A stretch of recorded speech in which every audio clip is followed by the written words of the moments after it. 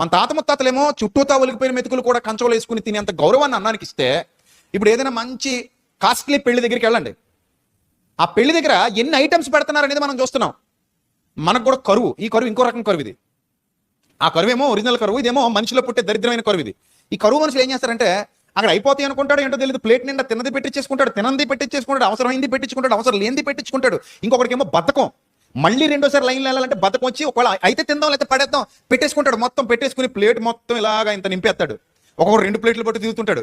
2 ఆడికే, ఒక దాంట్లో కొన్ని, ఒక దాంట్లో మరికొన్ని 2 ప్లేట్లు పట్టుకెళ్ళి ఎక్కడో చోట ప్లేస్ చూసుకుంటాడు, అక్కడ తినడం మొదలు పెడతాడు, సగం తింటాడు, మిగిలిన సగం ఏం చేస్తాడు, పడేస్తాడు.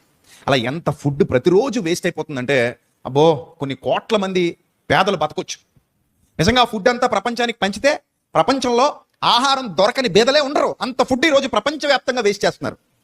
పూర్వం మన పూర్వీకులకు ఉన్న శ్రద్ధ ఈరోజు ఒళ్ళు కొవ్వెక్కిపోయిన వాళ్ళకి లేదు, విపరీతంగా వేస్ట్